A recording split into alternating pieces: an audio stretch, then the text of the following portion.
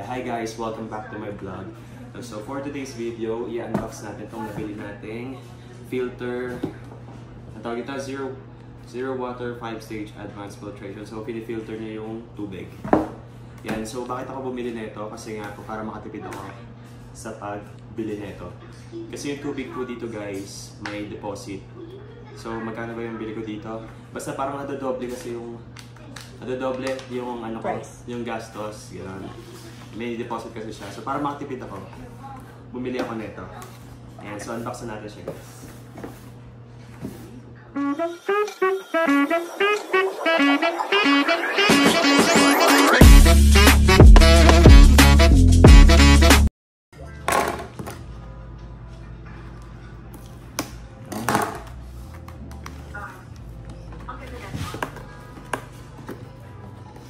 Yan, unbox na natin kasi nakaraan ko pa ito binili. Hindi pa rin magamit. Kasi hindi ko pa siya nabibideo. Ayan, so ito siya guys.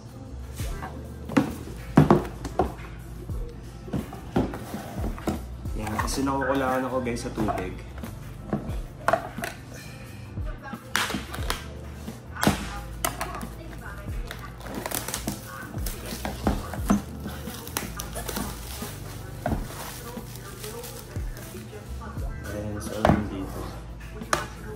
Ito guys, yung filter niya.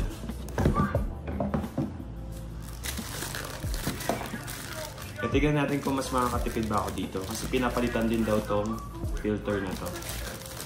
For 2 months. For 2 months ba? Yan, pero mamaya guys, ito pakita ko sa'yo. Nag-init akong tubig para yung 2 months maging 4 months. Yun yung ilalagay ko dito. So ito guys, yan.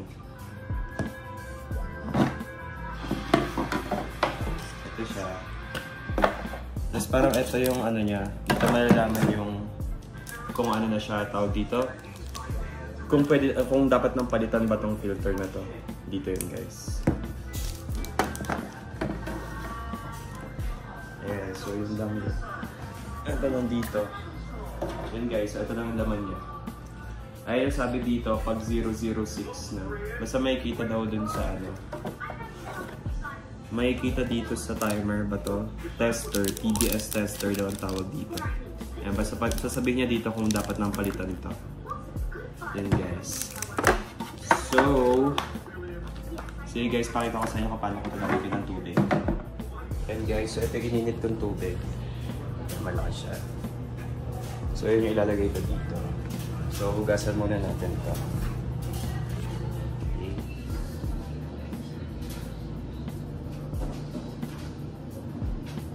Guys, so gasa muna natin ito.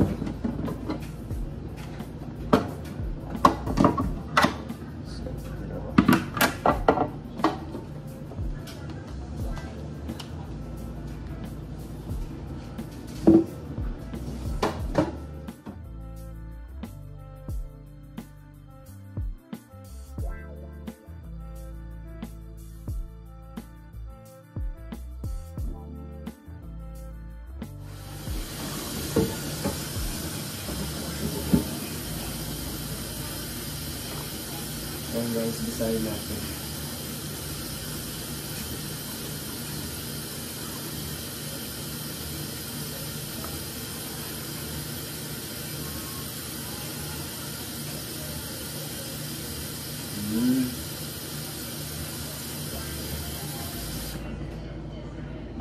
Yun guys, so makikita pala dito kung gaano katagal siya tatagal. Basta yung makikita dun sa ano tawag doon sa timer. Ito guys, para yan, pwede siya 25 to 40 gallons. Yung pala is ano siya, 20 cups. Parang 20 na baso. So aabot siya hanggang 40 gallons. Yan. So depende pala. Hindi lang pala siya 2 months. Depende siya kung hanggang paano siya tawag doon. Basta yung napi-filter niya. So ngayon kasi nag-init akong tubig para konti na lang yung napi-filter niya para medyo tumagal siya. Okay.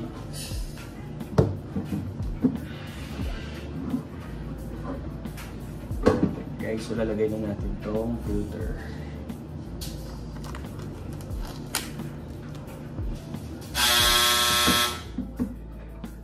Yan guys, yung narinig nyo, tapos na ako maglaba.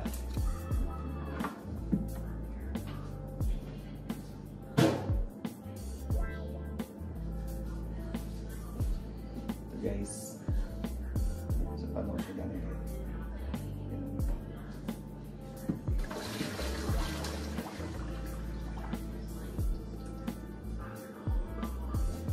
Tapon.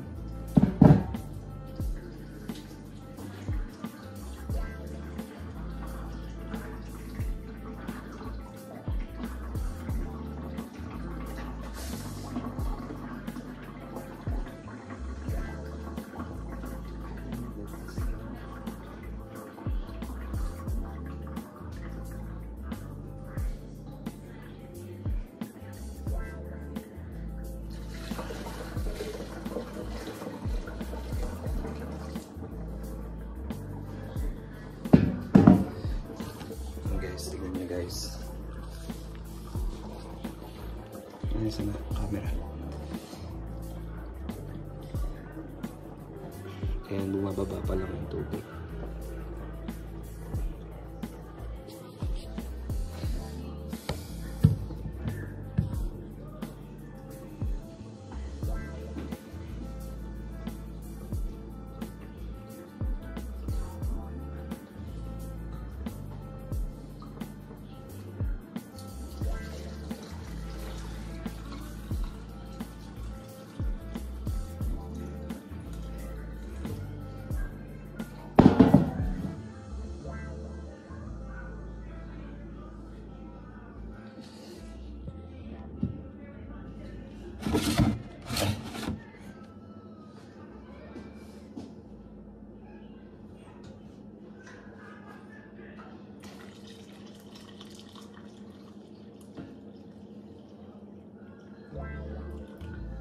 Okay, done.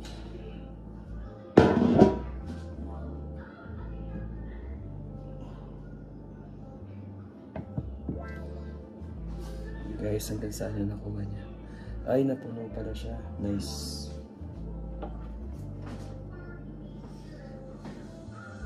And guys, so tatakpan natin siya.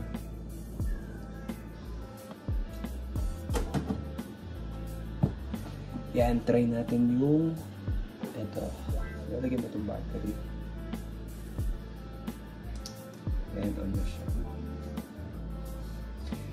Ito guys, in-on ko na siya.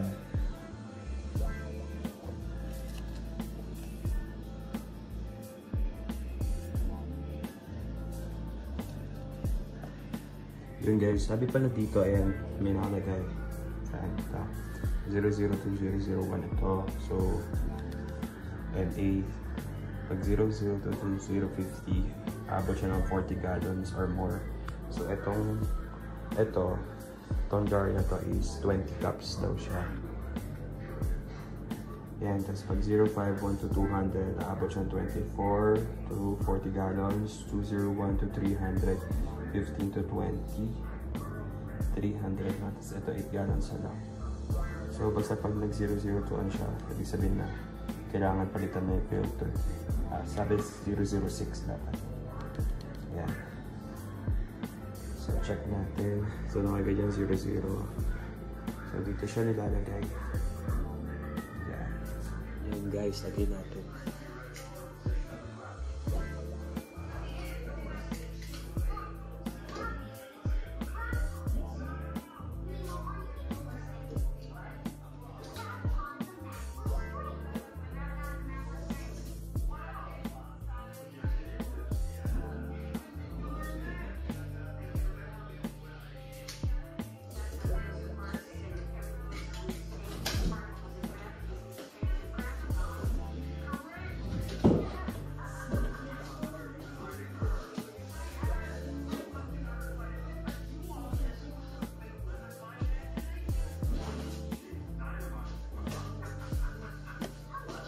Wait lang, di natin alam kung paano gawin.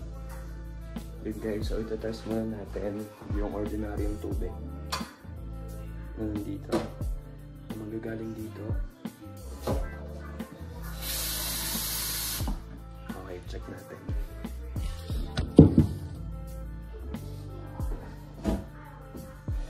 Yan guys, check natin dito.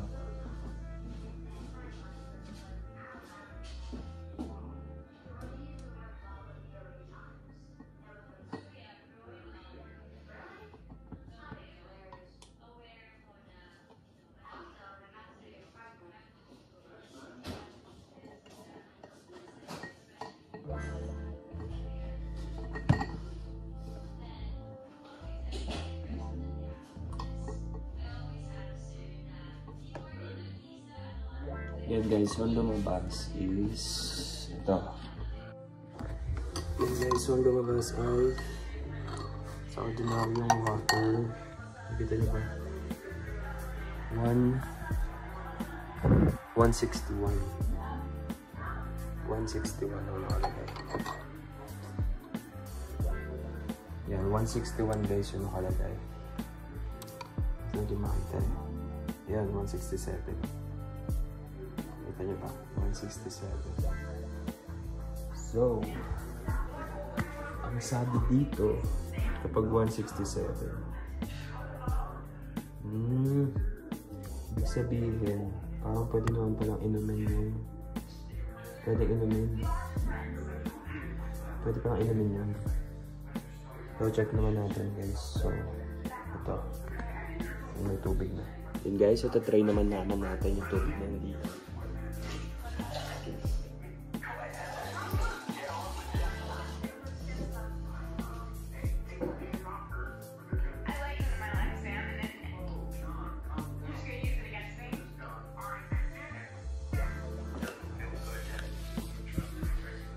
Nagbago pala yung ano niya, 183 na siya. So yung 183, yan, pasok siya sa 25 to 40 gallons. So kada ito, 20 cups to, sa isang gallon ay isang 16 cups ata, basta 16 to 20. And so, ilang days kaya mauubos, ilang days yung filter kailangan palitan.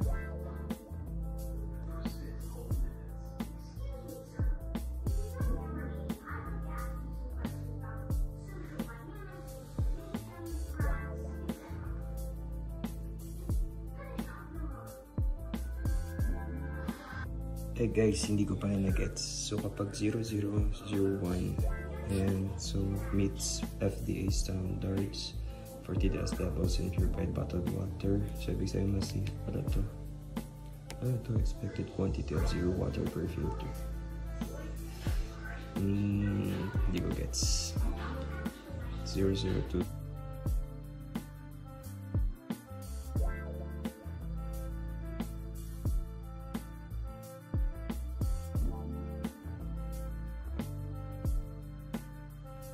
And guys, so titikman natin yung tubig.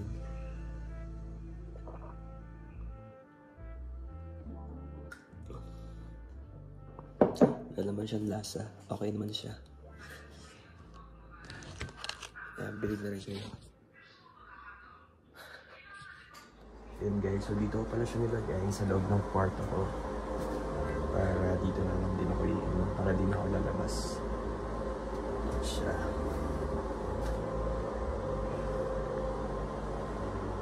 Yan, so next vlog ko, itutur ko kayo dito sa kwarto ko. Ang kwarto ko pala yan. Medyo magulo pa siya. Lumipat pala ako ng kwarto. Tapos sa kwarto ko may CR. Ayun guys, that's all for today. Yan, pwede na tayo uwinom.